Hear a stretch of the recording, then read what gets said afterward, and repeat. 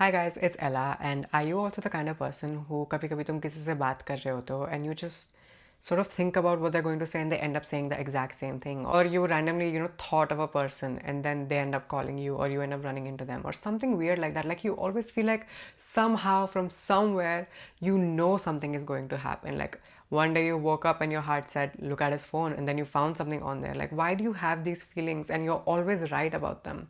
So one thing about me is, right, I've never been wrong about people, a lot of the times at least. I've always gotten a vibe from people, and usually that is what ends up happening. I sort of hate this trait of mine because that also means that sometimes I really want to like someone and they do something or they say something and I immediately know that this is not the kind of person that I want to be with, or this is not the kind of person I want to work with or be friends with, and then I get that vibe immediately. I'm really good with people. I understand people really well, really deeply, and really quick. I'm often having conversations with people, or लोग बातों बातों में बोल देते हैं कि like, oh, I feel like I've always known you. How did you know that? Like, I was thinking about that, but you said it. Like, तुझे कैसे पता चल जाता है? Or people say that it feels so nice talking to me, or they feel like they relate to everything I say. Or like my mother always says this to me, कि like तू जो बात बोलती है ना, वो एकदम लग जाती है सामने वाले को. Now, what I've realized is the origin of all of these things is something really, really negative. I've always, been very honest about the fact that I had not the best childhood. I had a very turbulent childhood, and I grew up in a home where there was, a lot of screaming, shouting, violence, throwing things, like a lot of anger basically. So in those environments as a child, I had to pick on what other people were thinking very quickly, because that was what kept me safe.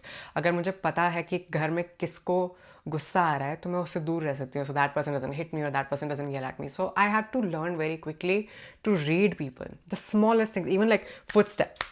If someone is like walking calm तरीके से, I know that someone is coming in a good mood. If someone is walking like stomping towards my room, I can tell that कि कोई गुस्से में मेरे room में आ रहा है. And all of these things, the smallest little wrinkle on somebody's face, किसी ने ऐसे क्यों किया, किसी ने ये क्यों किया, and I pick up those things very quickly because when I was young, I had to do that. It was my way of survival. It was my way of being prepared to face whatever was happening around me. It's a skill, right? But because it comes from a place of trauma, it sort of started to bother me because anger specifically, I did not react to very well, because that was, one of the most scary things I saw growing up was the anger in the adults around me. So उससे पता क्या हुआ? Anytime, even when I'm not at home, if there was someone angry somewhere, I thought it would come on me. Like I remember my second class ki class teacher, my mom tells me कि PTM में she told my mother कि something is up with Dave. My birthday was something is up with Dave. You know what happens? Sometimes I could be scolding or yelling at another child in the class, and Dave just sits and watches and he gets very scared even when he did nothing wrong. I'm scolding somebody else. Why is this kid getting scared? And that's because, I associated anytime I read a negative emotion that it would eventually end up in some hurt coming towards me. That was negative. And I worked on all of that trauma. On मेरे को लगा when I'm better from all of those things, then I wouldn't be, constantly thinking about what other people are thinking. And for the longest time, I couldn't. And it frustrated me. But what healing and working on myself basically did is it helped me turn this trauma response of overanalyzing my surroundings into a skill. Because now I still overanalyze my surroundings, I still overanalyze people and their moods and their expressions, but I know not to draw the negative conclusion that it's gonna affect me.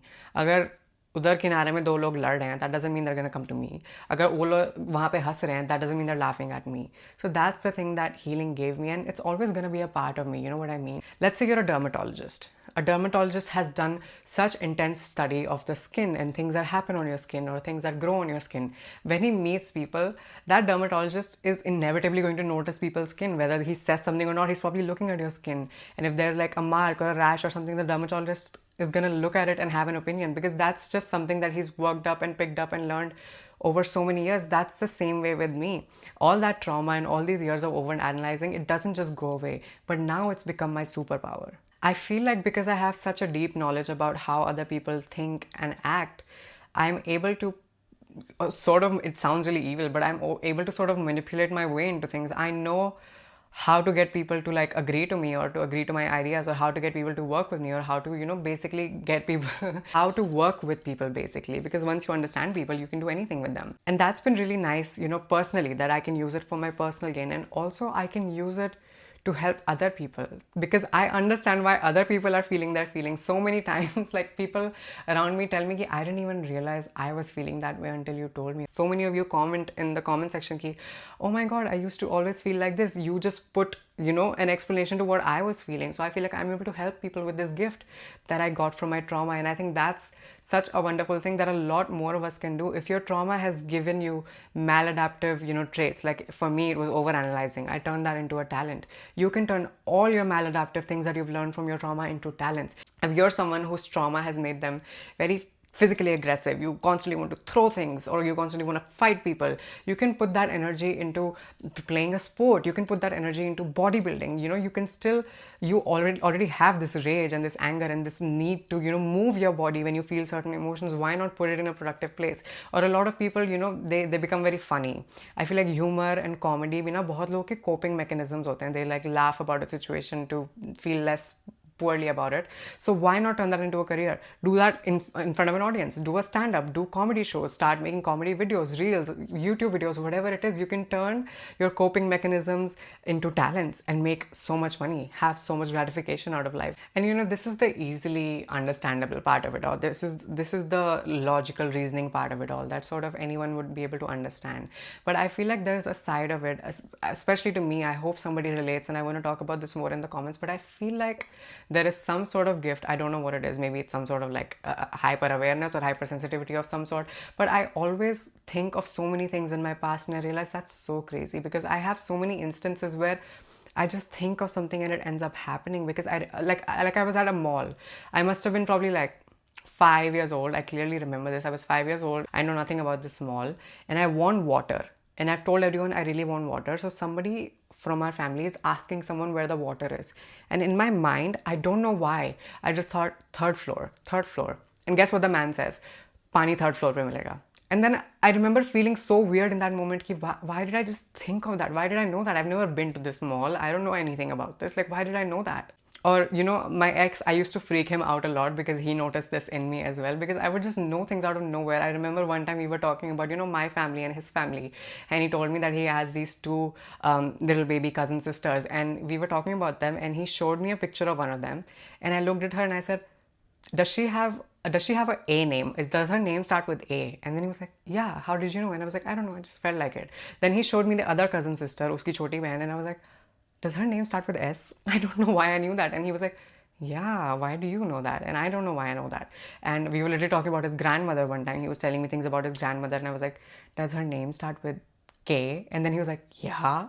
I don't know why I know these things, but I just happened to somehow. Sometimes like a random person would come into my mind, and then I would just think about them out of nowhere, somebody I haven't spoken to in so long, and then they end up calling me, or I end up running into them somewhere. The reason I'm making this video is so crazy actually. So I went to this astrologer, right? I was having really a difficult phase in my life, and this astrologer told me to wear this specific stone in a ring, and I used to wear that ring.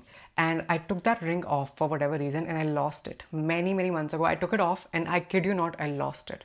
And today, this morning, I thought about that ring. I was like, I genuinely just thought that I really want to go see that astrologer again, and मुझे वो दोबारा पहननी है, or maybe I want to change like something else.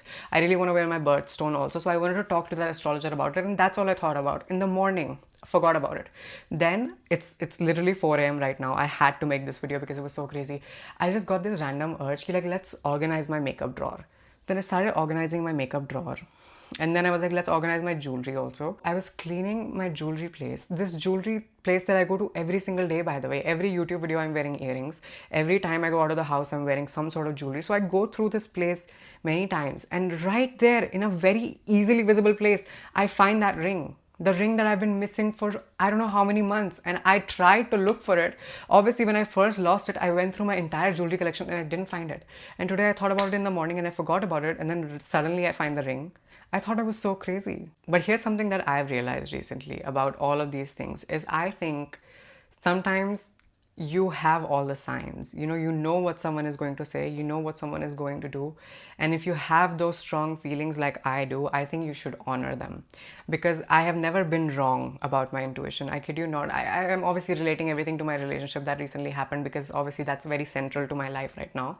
But I knew weird things that I shouldn't have known about him, or I always got a vibe about that's a lie, or he's not where he says he is, or something would always be off. There was a time when he posted me on a close friend story, and something in me just went, there's no one on this story, it's just you.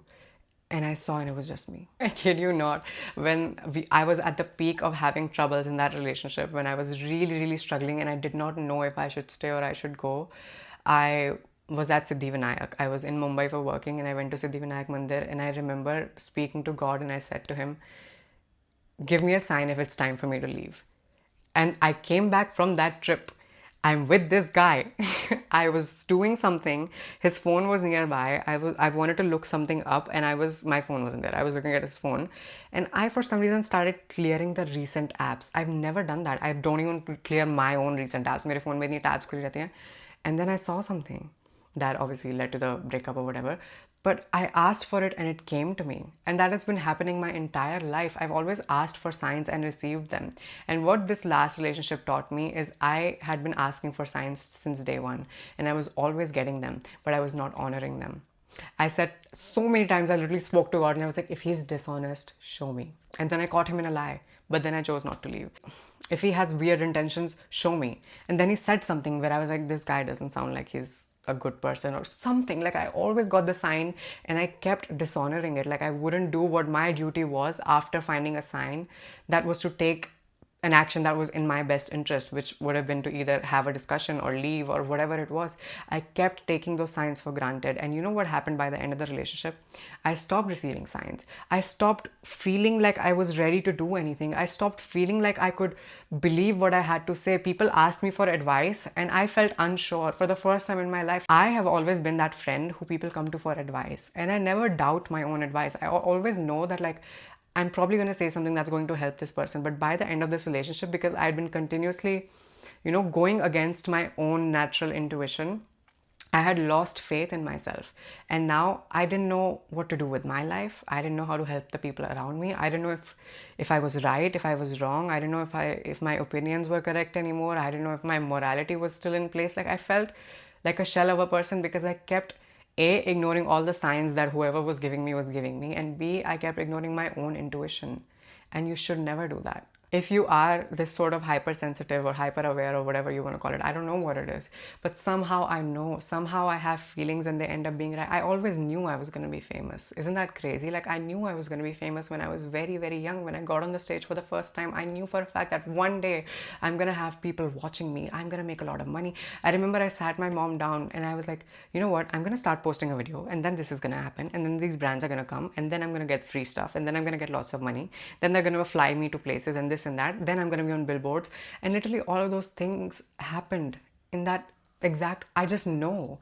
And I truly think that if you are someone like that who has this strong intuition, believe it and act on it. Because again, the thing is, why would you want to give to someone who's not appreciative of it, right? Like, imagine if you're giving gifts to someone and they're not saying thank you, or they're not using the gifts, then would you want to give them any more gifts? That's exactly how I think it is with God or the universe as well. I think God picks people who are hypersensitive and he gives them signs, he gives them intuitions, and he gives them, these strong urges, and he shows them, like, you want a sign, here's a sign. And then when you continuously don't do the right thing after receiving that sign, I think God thinks you're ungrateful and he stops giving you these signs. If let's say you ask God, God, please help me be rich, and then the next day somebody calls you, like, hey, we wanted you to come interview for this position, and then you don't go. That's basically what I was doing, right? I was asking God for signs, I was asking God for help, and then refusing to do anything about it. When I saw things that I didn't agree with or appreciate about him, I still didn't leave. When he lied to me, I still didn't leave. But I asked God to show me everything, but I still didn't act on it. And I feel like by continuously dishonoring my gift, I sort of completely lost who I was. So as I end this video, I want every single one of you to know that whatever traits or habits that you have, that you've picked up out of your trauma, like for me, it's over analyzing people. If you work on it hard enough, it does not go away. That's where I was wrong. I thought if I was healed enough, I wouldn't be overwhelmed by continuously noticing things about people. It really bothers me. Like when I go to a party and I start reading ki who rolled their eyes, who's laughing, who's angry, and all of these things, they can be really overstimulating. That's why I'm not a very like outgoing social person, because I notice too many things and it's overwhelming. But if you work on yourself hard enough, you can turn those things into talents, or you can turn those things to work in your favor. That's where I was wrong. I thought healing takes your maladaptive traits or these habits that you pick up, I feel like they go away. They don't go away. You just learn to A, live with them, and B, hopefully turn them into something meaningful. Turn your anger into passion. Turn your sadness into art. Turn your comedy into a career. Whatever traits that you've picked up, or whatever habits that you've picked up from negative things in your life, they can always be turned into something that works for the better. And if you are someone who feels like they get signs, or they get this strong intuition, honor it.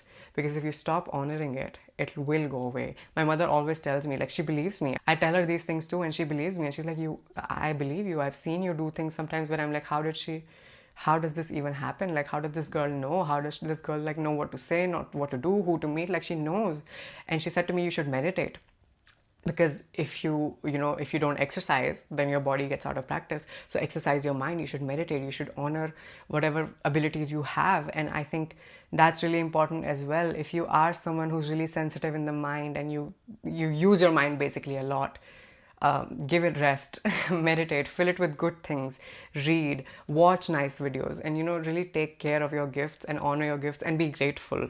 Because if you're not grateful, then you will stop receiving good things in life. Every bad thing can be turned into something good, and every good thing, no matter how good it is, can be turned into something bad. Be mindful and take control of your life situations. Thank you for watching. Bye.